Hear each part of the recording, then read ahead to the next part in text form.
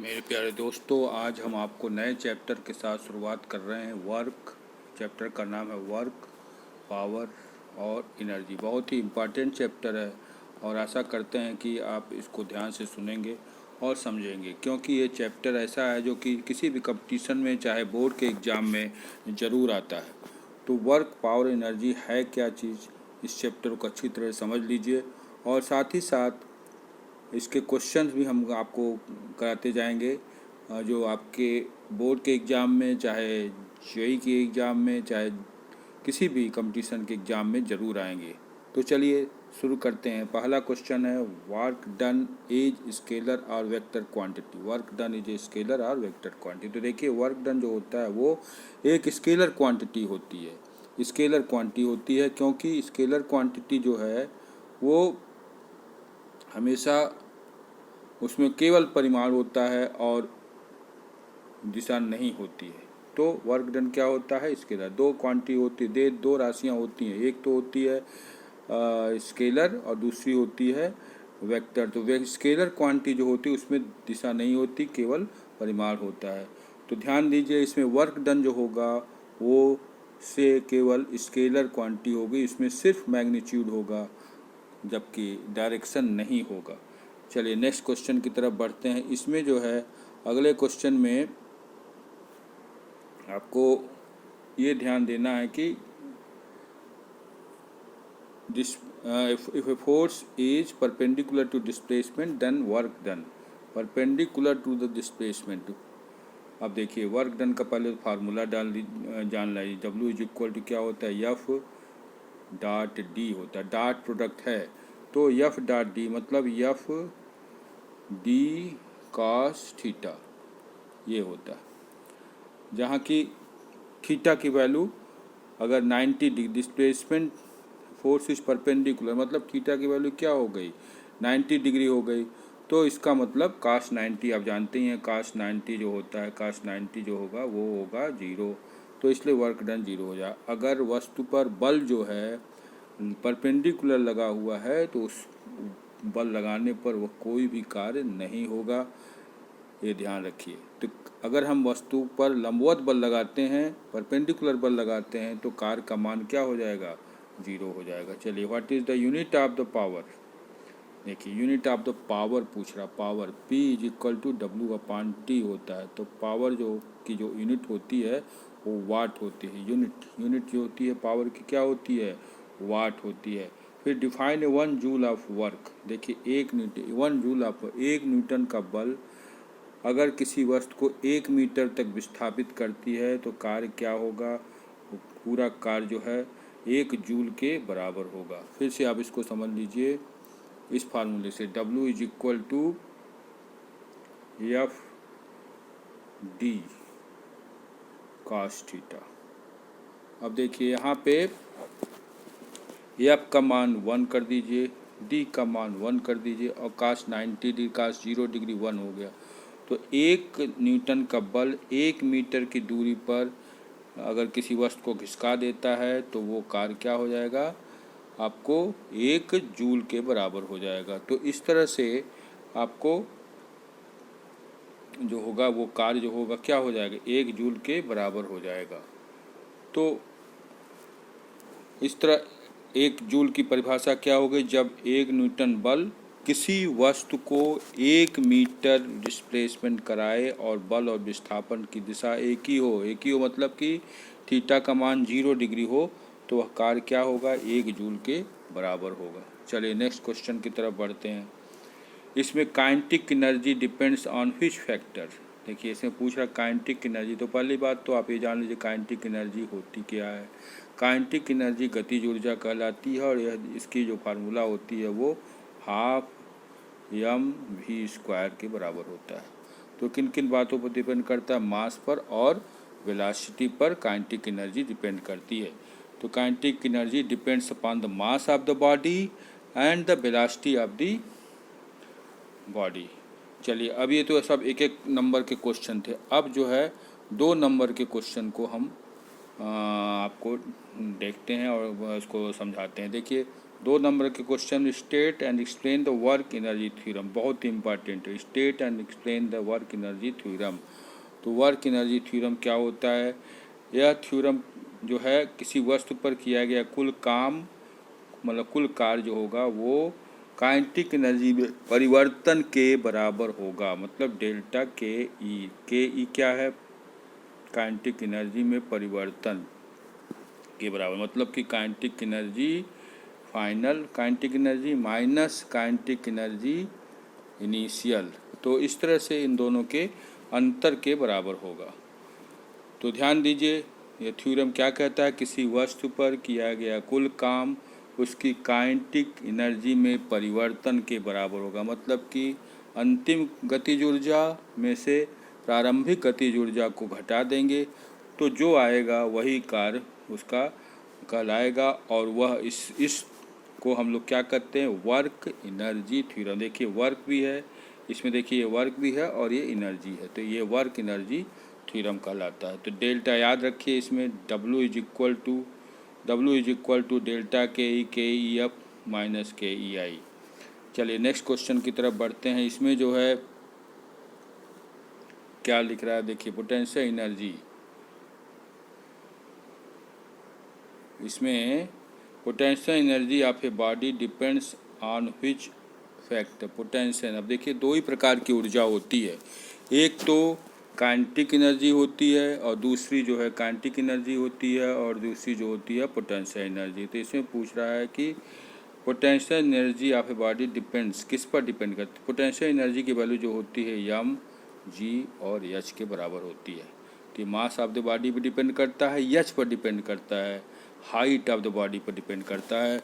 और जबकि जी जो है नियतांक है, कांस्टेंट है और इसकी वैल्यू जो होती है नियत रहती है, constant 9.8 metre per second square होती है। तो इस तरह से पोटेंशियल एनर्जी किन किन बातों पर निर्भर करती है? Mass of the body, height of the body and G M G H पर डिपेंड करती है। ये भी ध्यान रखिए कि ऊपर जाने पर जी का मान घटता है और नीचे जाने पर भी जी का मान घटता है। तो इन सब बातों को याद रखिए और समझ लीजिए। तो इस प्रकार से हम आपको क्लियर बता दिए कि एनर्जी कितने प्रकार की होती है। एनर्जी 2 प्रकार की होती है। अभी आपके कोर्स में, आपके सिलेबस में यही है कि काइनेटिक एनर्जी और पोटेंशियल एनर्जी।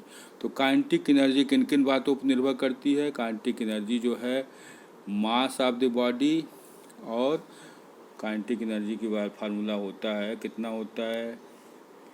हाफ एम भी स्क्वायर होता है। जबकि पोटेंशियल एनर्जी जो होती है this is equal to M G और एच होती है। तो potential energy mass of the body पर डिपेंड करता है और हाइट ऑफ द बॉडी पर डिपेंड करता है, और kinetic energy mass of the body पर डिपेंड करता है और वेलोसिटी के स्क्वायर के समानुपाती होता है। तो इस तरह से दोनों एनर्जी में ये फ़र्क है।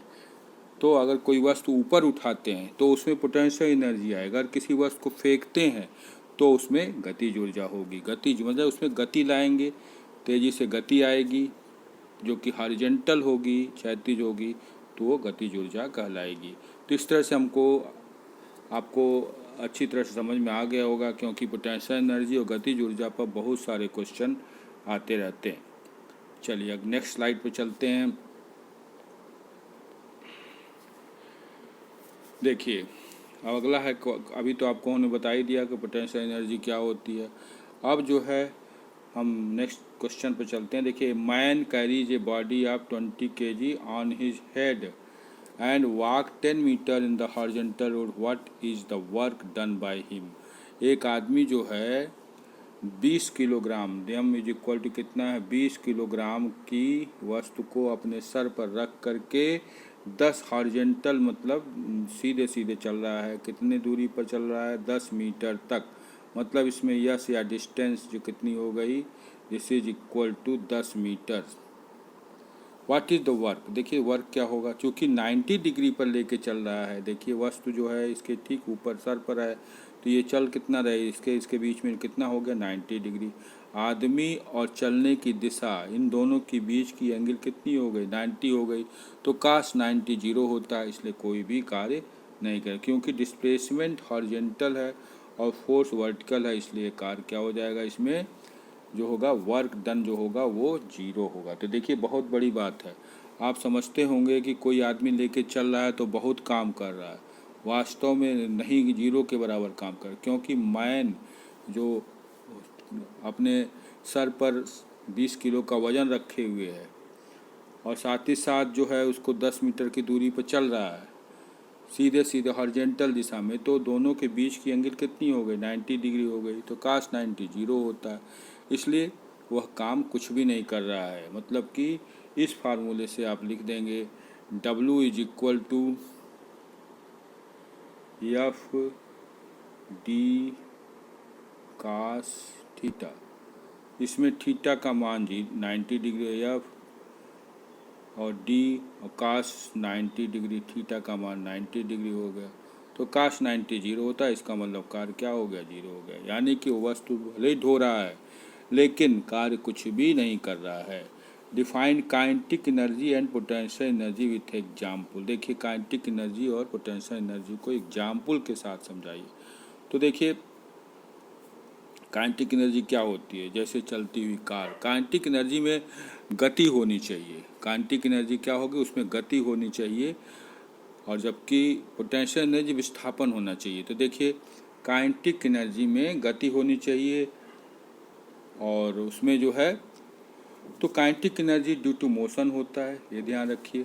और पोटेंशियल एनर्जी जो होता है पोजीशन होती है, मतलब एक पोजीशन से दूसरी पोजीशन, मतलब नीचे से ऊपर ले जा रहे हैं तो इसमें हाइट होनी चाहिए, जबकि काइनेटिक एनर्जी में गति होनी चाहिए, वेलोसिटी होनी चाहिए। तो ये इन दोनों को एक एक एग्जाम्पल आप दे दीजिए। पहले वाले की क्या होगी, चलती कार। पोटेंशियल काइनेटिक एनर्जी में चलती कार बहुत बढ़िया एग्जाम्पल है। और ऊंचाई पर रखी किताब में पोटेंशियल एनर्जी होगी क्योंकि ऊंचाई पर रखी हुई है, इसलिए ये दोनों एग्जाम्पल याद रखिए। काइनेटिक एनर्जी का एग्जाम्पल क्या हो गया, चलती कार हो गई। पोटेंशियल एनर्जी का एग्जाम्पल क्या हो गया, ऊंचाई पर रखी गई किताब या कोई भी वस्तु। अब देखिए define a 1 watt, 1 watt of a power, 1 watt of a power. जब 1 सेकंड में 1 जूल काम किया जाए तब पावर का मान कितना होता है, 1 वाट होता है। देखिए इसको भी क्लियर आप समझ जाइए। इसमें जो है 1 वाट, देखिए 1 वाट क्या होता है, इसको ध्यान से देखिए। देखिए power P is equal to W/T होता है। W का मान कितना होता है, 1 जूल, मान लीजिए 1 जूल, और 1 सेकेंड के लिए वो काम कर रहा है, तो क्या हो जाएगा, इसका पावर का मान 1 वाट कहलाएगा, 1 वाट। तो फिर से याद रखिए, अगर कोई वस्तु 1 सेकेंड में T is equal to 1 second में 1 जूल कार्य करता है तो पावर का मान कितना हो जाएगा, 1 वाट हो जाएगा। तो ये परिभाषा आप याद रखिए। तो देखिए साइंस में ये बहुत ज़रूरी है कि आप जो है जो भी लिखिए उसका महत्व है, उसकी उस वैल्यू, उसकी शब्द की महत्व होती है। क्योंकि देखिए यही सब लिखेंगे, जब 1 सेकेंड में 1 जूल काम किया जाए तब पावर का मान क्या हो जाएगा, 1 वाट हो जाएगा। चलिए अब 3 नंबर वाले क्वेश्चन की तरफ बढ़ते हैं। अभी हम आपको 1 नंबर 2 नंबर के क्वेश्चन को हमने समझाया, और अब हम चलते हैं 3 नंबर वाले। तो 2 kg body is moving with velocity 10 metre per second, find the kinetic energy of the body. देखिए 2 kg यानी कि इसका मास कितना है, 2 kg है, और वेलोसिटी कितनी है, 10 मीटर पर सेकेंड है। तो इसकी पूछ रहा है कि काइनेटिक एनर्जी क्या होगी। तो देखिए काइनेटिक एनर्जी का फार्मूला लिखिए। Kinetic energy is equal to half mv²। तो यम का मान जो हो गया कितना हो गया, 2 kg। 2 kg रख दीजिए, 1/2 × 2, और v का मान कितना हो गया, 10 मीटर पर सेकेंड स्क्वायर, इसको स्क्वायर कर दीजिए। तो ये रख देंगे तो आपको काइनेटिक एनर्जी का मान आ जाएगा। चलिए नेक्स्ट क्वेश्चन की तरफ बढ़ते हैं।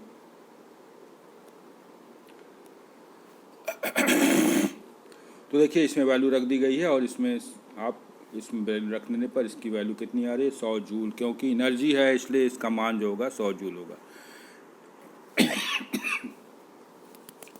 अब देखिए body of mass 5 kg is raise to the height of the 10 metre. तो पोटेंशियल एनर्जी देखिए ऊपर की तरफ एक किसी भी 5 किलोग्राम की वस्तु को ले जाया जाता है तो कितनी पोटेंशियल एनर्जी होगी। तो पोटेंशियल एनर्जी का फार्मूला लिख दीजिए, potential energy is equal to M G H. तो यम का मान कितना हो गया 5, जी का मान 10 रख दीजिए क्योंकि जी का मान यहाँ दिया हुआ है और एच का मान भी 10 मीटर है। तो कितने आ गया 500 जूल वो काम कर रहा है। मतलब कि किसी भी वस्तु को 5 किलोग्राम की वस्तु को हम कितना ऊंचाई पर ले जाते हैं, 10 मीटर की ऊंचाई पर ले जाते हैं तो कितना कार होगा 500 जूल कार होगा। देखिए अगर कोई ऐसे ही पूछे कि भाई हम किसी वस्तु को जो कि जिसका वजन 5 किलो है और इसको हम 10 मीटर की ऊंचाई पर ले जाए कितना कार्य आप करेंगे, तो कितना कार्य करेंगे 500 जूल आप कार्य करेंगे। तो इस तरह से आप इसको देख सकते हैं। चलिए अगला क्वेश्चन देखिए। अब अगले क्वेश्चन में a force of 50 newton displace a body of 5 metre in a direction of force, find the work done. देखिए in a direction of force मतलब जिस दिशा में बल लगाया गया है उसी दिशा में है। तो मतलब कि यहाँ पर थीटा क्या हो गया 0 हो गया। तो यहाँ पर रख दीजिए W is equal to F D cos theta. तो कास थीटा की वैल्यू क्या हो गई 0 हो गई। कास 0 1 होता है तो 50, 5 और 1 250 जूल इसमें कार्य किया गया। तो इस तरह से आप इसका वर्क डन निकाल सकते हैं। तो आशा करते हैं आपको समझ में आ गया होगा। अगले स्लाइड पर चलते हैं। देखिए explain the concept of A negative work with A one example. बहुत ही इंपॉर्टेंट क्वेश्चन, वेरी इंपॉर्टेंट। देखिए explain the concept of negative work with one example.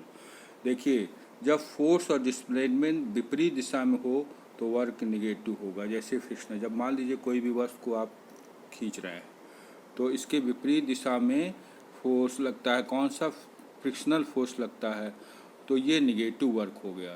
तो the frictional force acts as a negative work. तो ध्यान दीजिए negative work क्या है, friction है जो उस वस्तु को आगे बढ़ने के लिए रोक रहा है तो वो क्या हो जाएगा फ्रिक्शनल फोर्स कहलाएगा और वो नेगेटिव होगा। तो what is the concept of negative work. Negative work का क्या कॉन्सेप्ट है, देखिए जब फोर्स और डिस्प्लेसमेंट विपरीत दिशाओं में हो, विपरीत मतलब इधर आप फोर्स लगाएं लेकिन वो डिस्प्लेसमेंट किधर लग रहा है, इधर डिस्प्लेसमेंट हो रहा है तो ये कौन सा कार्य होगा नेगेटिव होगा और ये जो है नेगेटिव वर्क कहलाएगा। क्योंकि देखिए जब भी आप नेगेटिव कहते हैं, नेगेटिव वर्क क्या होता है, जब आप जिस दिशा में सफलता प्राप्त करना चाहते हैं उस दिशा में आप नहीं बढ़ रहे हैं बल्कि नेगेटिव दिशा में बढ़ रहे हैं तो नेगेटिव वर्क आप कर रहे हैं। तो यहाँ पर फ्रिक्शनल फोर्स जो क्या होगा वो नेगेटिव होगा। नेक्स्ट क्वेश्चन है देखिए a machine does 22,000 joule work in 20 second, find the power. तो पावर का फार्मूला यहाँ लगा दीजिए सिंपल सा, P is equal to W upon T. तो P is equal to W upon T में रख दीजिए, P is equal to W upon T. W की वैल्यू रख दीजिए 2000, इसमें 2000 दिया हुआ है और 20 जूल 20 जो है सेकेंड, तो 100 वाट आपका इसका पावर आ जाएगा। Next question right the law of conservation of energy. Law one example के साथ इसको बताइए। कंजर्वेशन ऑफ एनर्जी, ऊर्जा संरक्षण का सिद्धांत जिसको कहते हैं। तो energy neither created not destroyed, मतलब एनर्जी को हम ना तो बना सकते हैं ना ही ख़त्म कर सकते हैं। मतलब ऊर्जा का परिवर्तन हो सकता है लेकिन नष्ट नहीं होती, तो उसे हम कहते हैं कंजर्वेशन ऑफ एनर्जी। तो energy neither created nor destroyed, केवल एक रूप से दूसरे रूप में एनर्जी बदलती है, नष्ट नहीं होती। न तो हम उसको बना सकते हैं, क्रिएट भी नहीं कर सकते और न ही हम उसको डिस्ट्रॉय कर सकते हैं। यही है conservation of energy. Very important question. चलिए नेक्स्ट स्लाइड पर चलते हैं। देखिए स्प्रिंग इज कंप्रेस्ड, एक स्प्रिंग जो है उसको हम कंप्रेस कर रहे हैं। इस कंप्रेस मतलब इस पर इधर बल लगाकर कंप्रेस कर रहे हैं, दबा रहे हैं 0.1 मीटर तक इसको कंप्रेस करते हैं, मतलब x is equal to 0.1 metre.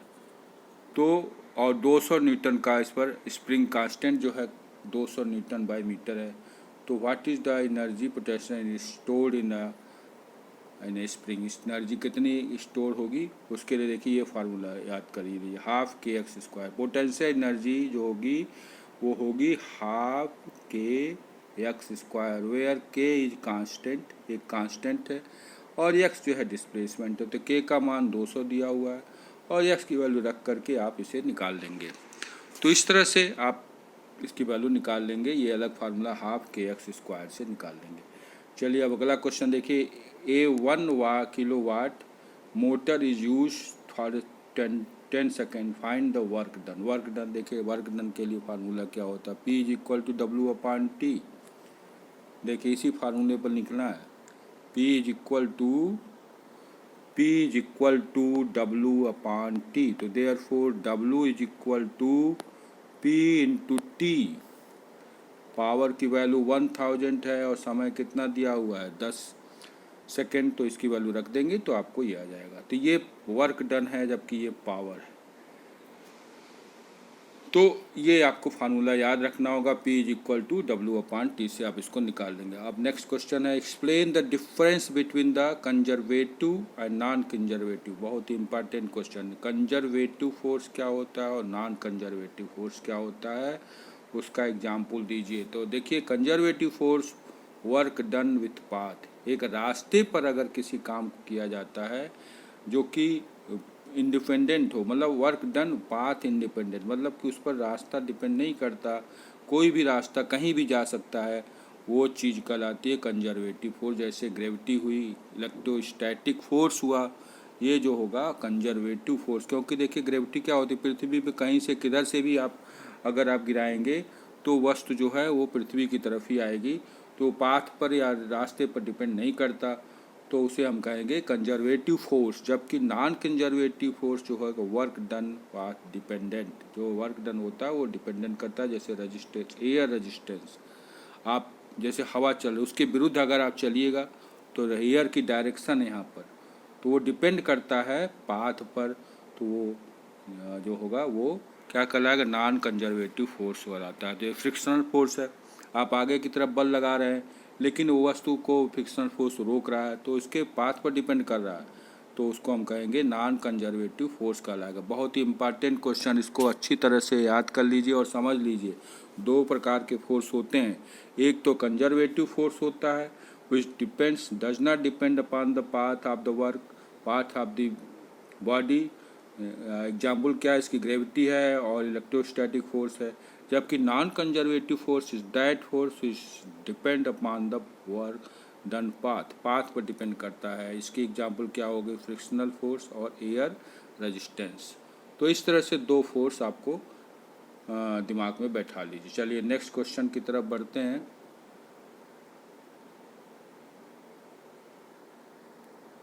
Next question है इसमें, explain the difference between the conservative, तो ये आपको उन्हें बता ही दिया। 20वां क्वेश्चन देखिए, 20 क्वेश्चन हम आपको कहे थे कि हम बताएंगे, तो देखिए ये भी बहुत इंपॉर्टेंट क्वेश्चन है। A cyclist increases his speed with from 6 metre per second to 12 metre per second and mass of the cycle plus man की 60 kg, find the work done. देखिए एक साइकिल सवार चल रहा है जिसका वजन साइकिल के साथ कितना है, m is equal to 60 kg है, जबकि उसकी वेलोसिटी जो है, इनिशियल वेलोसिटी जो है कितनी है, 6 मीटर पर सेकेंड, और v कितना है इसका 12 मीटर पर सेकेंड है। तो what is the find work done. तो वर्क डन जो है वह ये भी जो थ्योरम हमने बताया था उसी पर है ये फार्मूला। देखिए kinetic energy, change in kinetic energy is equal to half mv, इसको वर्क एनर्जी थ्योरम पर ये सवाल है, बहुत इंपॉर्टेंट क्वेश्चन है, वर्क एनर्जी थ्योरम पर ये सवाल है। तो इसके लिए फार्मूला आप क्या लगाएंगे, और W is equal to delta K E, change in kinetic energy, प्रारंभिक गति, अंतिम गतिज ऊर्जा में से प्रारंभिक गतिज ऊर्जा को घटा देंगे तो आपको उसकी वैल्यू आ जाएगी। तो इसको फिर से आप समझ लीजिए, ये जो क्वेश्चन है वो जो है ये डेल्टा के ई काइनेटिक एनर्जी का डिफरेंस, तो ये जो half m v² minus u square, जहाँ की v जो है अंतिम वेलोसिटी है, u जो है प्रारंभिक वेलोसिटी है, या मास ऑफ द बॉडी है। तो ये आपको इतना वर्क डन करना पड़ेगा। अभी आपको वर्क एनर्जी थ्योरम हम बताए थे, तो this is equal to change in kinetic energy होती है, और इसकी वैल्यू अगर आप रख देंगे तो आपको सारी वैल्यू इसकी आ जाएगी। तो देखिए फिर से इसको समझ लीजिए, वर्क एनर्जी थ्योरम पर ये सवाल है। और क्या है, एक साइकिलिस्ट जो है, एक cyclist increases speed from 6 metre per second, यानी कि उसकी प्रारंभिक velocity, initial velocity 6 metre per second, मतलब u की वैल्यू जो है 6 मीटर पर सेकेंड, और v की वैल्यू जो है 12 metre per second, 12 metre per second, और मास जो है पूरा टोटल, मतलब साइकिल की भी प्लस आदमी के भी टोटल मास 60 kg है। तो इन सब में इस फार्मूले में रख देंगे तो आपको इसकी वैल्यू आ जाएगी। तो ये किस थ्योरम पर है, ये एनर्जी, वर्क एनर्जी थ्योरम पर ये सवाल दिया गया, इसलिए इसका इम्पोर्टेंस बढ़ जाता है। तो प्यारे बच्चों, आपको हम फिर से आपको इसके कुछ ट्रिक्स बता देते हैं कैसे नंबर पाए जाएंगे। ट्रिक्स जो है इसके देखिए क्या क्या है। पहला तो आप ये देखिए कि सबसे पहले आपको उस चैप्टर की समझदारी होनी चाहिए।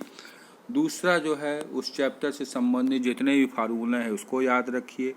और तीसरा जो है, उससे संबंधित जितने भी कंपटीशन के क्वेश्चन जो हम अपने वीडियो में ले के आते ही है, और उसमें मेरा 35-40 साल का अनुभव छिपा हुआ है, तो उसको हम अच्छी तरह से आपको समझाते हैं। तो ऐसे केस में आपको आराम से हर चैप्टर के क्वेश्चन से मिल जाते हैं और चैप्टर भी समझ में आ जाता है। तो ऐसे क्वेश्चंस को आज आप करेंगे तो आप देखेंगे एग्ज़ाम में बहुत सारे ऐसे क्वेश्चन आपको मिल जाएंगे जो एकदम रटाया होगा और अच्छी तरह से समझा हुआ होगा। इसीलिए मैं आपसे बार बार कहता हूँ कि हमारे वीडियो को शुरू से अंत तक देखिए, और शुरू से जब अंत तक देखेंगे और ट्रिक्स के अनुसार, मतलब ज़्यादा पढ़ने से नंबर नहीं मिलता है, कम पढ़िए, सही डायरेक्शन में पढ़िए और सेलेक्टेड क्वेश्चन करिए तो आपको नंबर बहुत ज़्यादा मिलेगा, सीधे सीधे आपका मार्क्स बढ़ जाएंगे। तो यही मैं आपको राय देता हूँ कि इस वीडियो को, हमारे वीडियो को, ख़ास तौर से बहुत सारे वीडियो हम डाले हुए हैं, उसको देखते रहिए। हर चैप्टर से संबंधित हम क्वेश्चन आंसर कराते हैं, एनसीईआरटी जो बोर्ड के हैं या यूपी बोर्ड के हैं, जो भी बोर्ड के विद्यार्थी हैं, और साथ ही साथ जो बच्चे इंजीनियरिंग के एग्ज़ाम भी दे रहे हैं उनके लिए भी ये बहुत ही इम्पॉर्टेंट वीडियो होता है। तो अगर आप अभी भी सब्सक्राइब नहीं किए हैं तो सब्सक्राइब कर दीजिए, लाइक कर दीजिए, और कमेंट बॉक्स में 2-4 कमेंट भी ज़रूर लिखिए, जिससे कि हम अगले चैप्टर्स को क्या आप चाहते हैं उसे हम जान सकें।